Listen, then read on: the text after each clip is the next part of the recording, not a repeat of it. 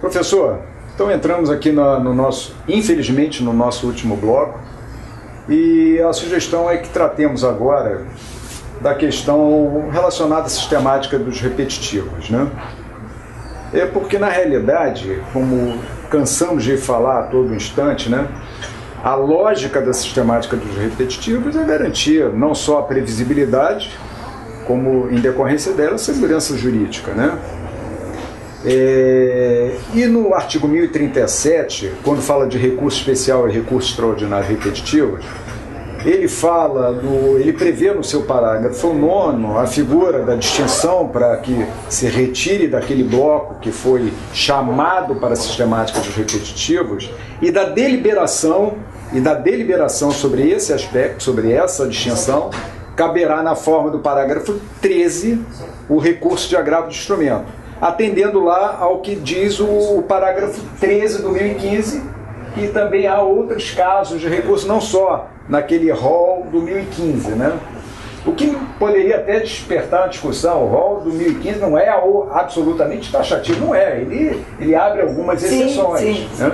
Agora, professor, quando se vai ao 976 e que se trata do IRDR, que é uma espécie, assim como recurso especial e extraordinário repetitivo, do mesmo gênero lá contido no 928, não há essa previsão.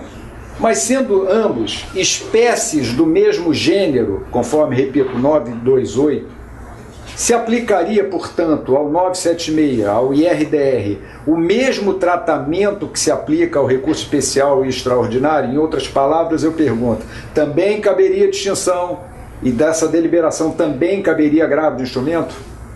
Eu não tenho dúvida em responder que sim. A mim me parece o seguinte, que essa adoção desses mecanismos de trato de causas repetitivas, particularmente os recursos repetitivos, o RESP e o REST, e o IRDR, primeiro a gente tem que se conformar um pouco, né, e conviver com um pouco de erro. Não tem solução possível diferente na ordem empírica.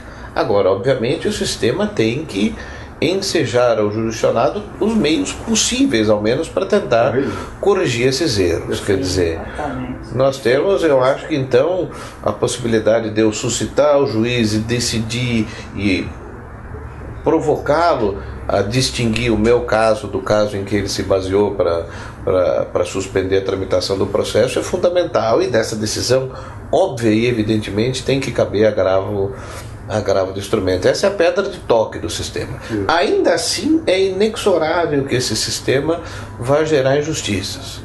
A questão é saber qual é a maior injustiça. Se é demorar 25 anos para a tramitação de um processo, ou é conviver com essa possibilidade de erro, mas que o sistema deve procurar obviar isso, deve, e a aplicação dessa possibilidade de agravo de instrumento aqui no RDR me parece a pedra de toque disso. Isso eu pergunto, professor, porque escuto de alguns muito mais ainda apegados ao legalismo, nada obstante a visão neoconstitucionalista do direito, do pós-positivismo, o argumento de que o artigo 976, quando trata do IRDR, nada fala a respeito, ou seja, uma interpretação literal do 976, esquecendo do 1037, que, como o 976, estão embutidos no 928, repito, como espécie do mesmo gênero. Sistema, né? Então, alguns ainda, eu não vou dizer insistem, porque ninguém é dono da verdade, como eu sempre digo, né? Alguns têm um entendimento, que não é o meu coincide exatamente com o seu, de que no 976 não haveria espaço para distinção e muito menos o agravo, porque ele estaria incluído tão somente no 1037, que trata de recurso especial e extraordinário repetitivos. Não é a sua opinião, com ela eu concordo, mas eu acho que vale a pena esse esclarecimento.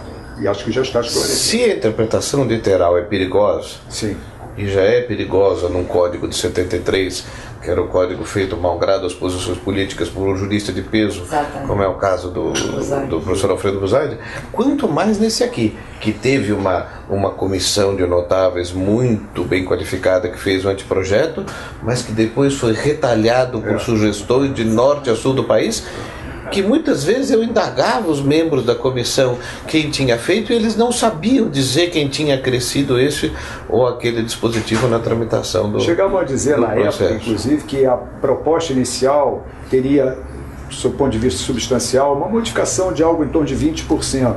E depois da modificação já na Câmara, a coisa aumentou para 80%. Modificaram o código totalmente. Eu não vou dizer que concordo, que discordo, que gosto, porque até porque pessoalmente eu acho que o código hoje está arrumado.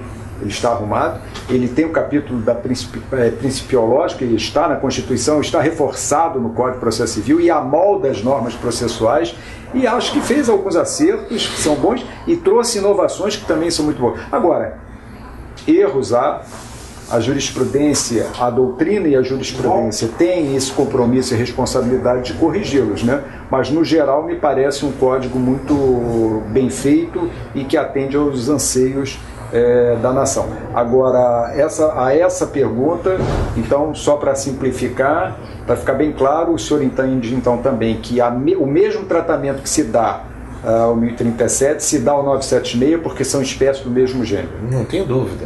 E a pedra de toque de utilizar com o mínimo de justiça o sistema de trato de causas repetitivas é a possibilidade do sujeito demonstrar que aquela causa não se amolda aquele caso padrão. Né? Perfeito. Eu também concordo. Eu acho que são dois institutos irmãos, mas não apenas irmãos, são irmãos gêmeos. Então não há sentido em você dar distinção de tratamento para o IADR, para o sistema do recurso repetitivo, no que diz respeito a qualquer de suas disposições. Eu acho que um sistema completa o outro e não vejo aí, no caso, lacuna na lei. Eu acho que as disposições de um podem ser empregadas nos outros. A diferença de um outro é o âmbito da abrangência dessas decisões. Enquanto um tem uma abrangência regional, o outro tem uma abrangência nacional. Não vejo outra diferença significativa nesses dois institutos. Então não vejo como também se interpretar de modo diferente, a não ser pela aplicação desse dispositivo também ao IADR. E sempre relembrando que ali há a previsão do agravo também. Porque Sim. Já vi casos em que sobre a deliberação do distinguish, porque não havia previsão no 1015, não caberia agravo. Esquecendo que o agravo também está distribuído por todo o quadro. Porque também tem uma disposição no 1015 que ressalva o cabimento exatamente, que é o nas hipóteses previstas em lei. Sim, exatamente. Então, quanto a isso, eu acho que não pode haver dificuldade. Não estaremos ali fazendo nenhuma interpretação extensiva ou analógica em relação a esse ponto. Mas daí vem uma outra questão, que é a questão da recorribilidade aos tribunais superiores dessas decisões. Porque é sabido que o STJ tem restringido o cabimento do recurso especial contra essas decisões. Então, o que pode acontecer em inúmeras situações? Pode acontecer que o tribunal local se equivoque no distinguish, na distinção do caso em relação ao recurso repetitivo. Então, esse tribunal decide erradamente sobre esse ponto. Entendendo que não há diferença, ou entendendo que há a diferença. A deliberação. De forma equivocada. Não cabe recurso especial, mas onde está essa proibição na lei? Onde a lei diz que contra essas decisões específicas, sendo decisões de última instância, colegiadas de tribunal, por que não caberia o recurso especial? Qual é a sua opinião, professor, sobre isso? Eu acho que não tem como concluir que não possa caber, né? Quer dizer, na verdade, é compreensível que diante da sistemática dos recursos repetitivos, é compreensível que o STJ queira, vamos dizer assim, postergar ao máximo a chegada dessas distinções lá. É evidente. Senão, do contrário, todo mundo vai dizer que o seu recurso é um pouquinho diferente, ao menos enquanto continuar disseminada essa cultura de litigância, todo mundo vai dizer que o seu caso é um pouquinho diferente por aquilo ou por outro, né? Inclusive essa modificação a que você se referia, essa do 1037, ela veio justamente casada com a Lei 3.256, foi aquela lei que o STJ fez para dar, o STJ e o Supremo fizeram, influenciaram para devolver o juiz de admissibilidade dos recursos extraordinários, enfim, adaptar o código para que ele pudesse, enfim, entrar em vigor com mais acertadamente com o trabalho dos tribunais superiores. E ela ficou esquisita, essa lei, porque o código ficou cheio de retalhos. Se você olhar, por exemplo, o 1030, ele diz assim: compete ao relator sobrestar quando houver tramitação de recursos repetitivos. E o parágrafo 2º do 1030 diz que cabe agravo interno dessa decisão. Já o 1037, tratando, no meu modo de entender, do mesmo assunto, prevê um procedimento um pouco distinto para a mesma coisa.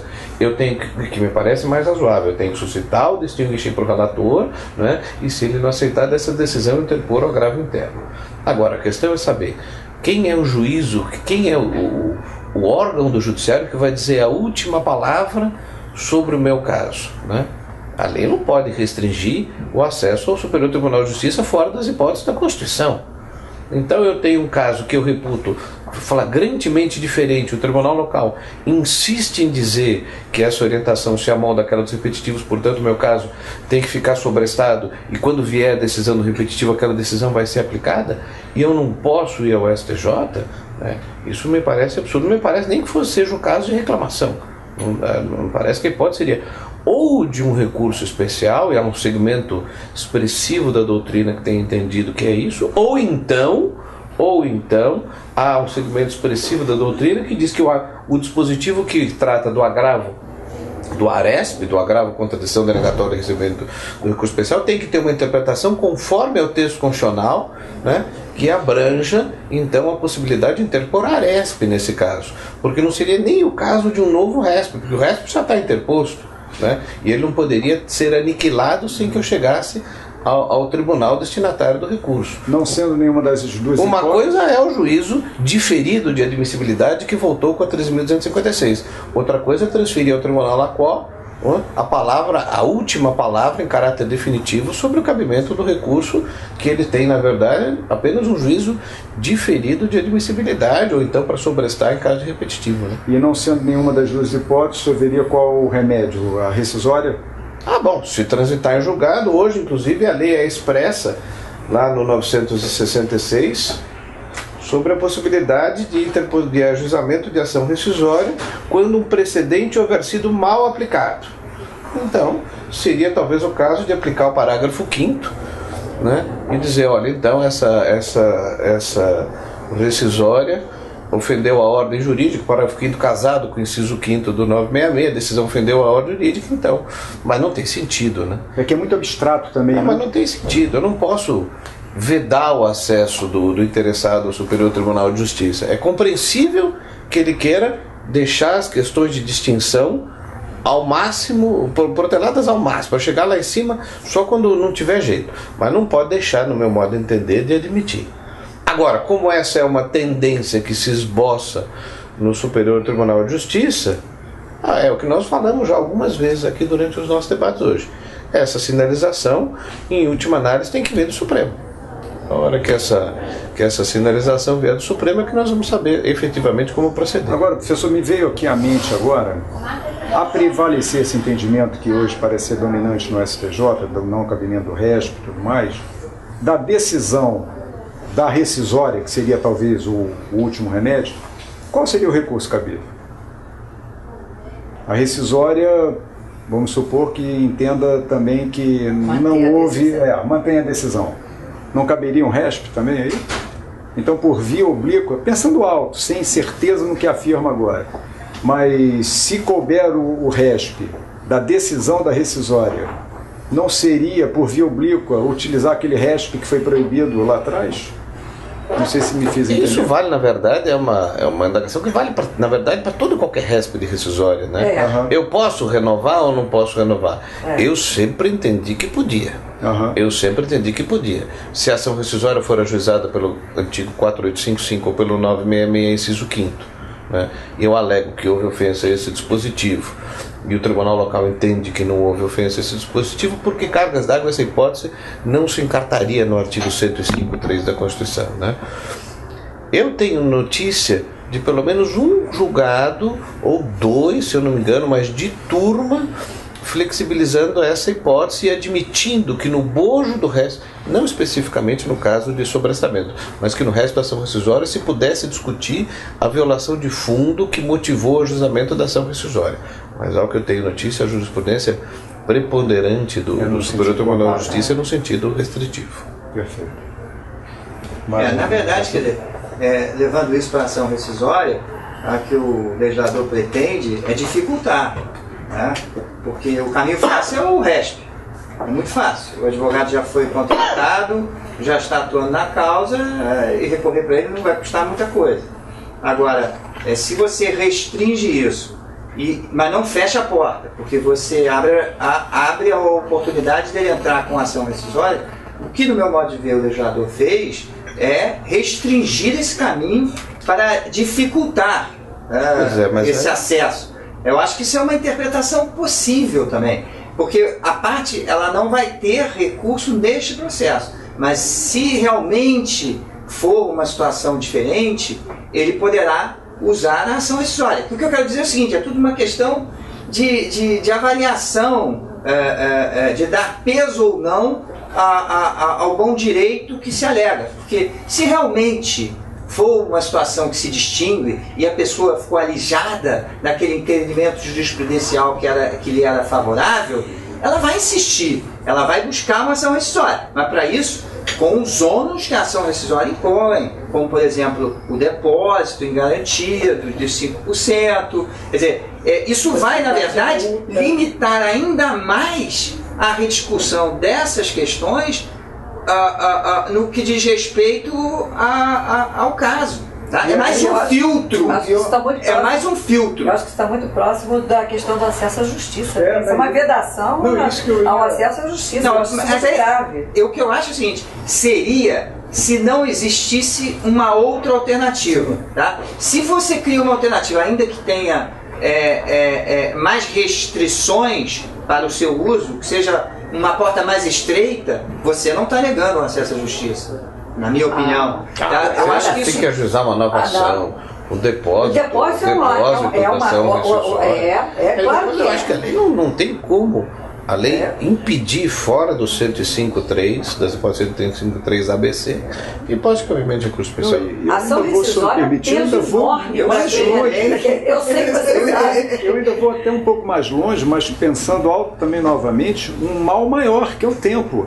Porque a se aguardar a rescisória e todo o seu trâmite, todo o tempo que decorre, o bem da vida já é obsoleto. Mas você tem que considerar o seguinte: você não está lidando com uma situação que nunca foi objeto de decisão judicial. Então, se você chegar a uma ação rescisória, tem que ter a decisão individual do juiz ou do relator, ou do presidente ou vice-presidente do tribunal local. Tá? Você tem que ter uma decisão colegiada em agravo interno, que é inquestionável o cabimento desse agravo. Quer dizer, já é uma situação em que existem dois pronunciamentos judiciais dizendo que não cabe, que a situação é igual.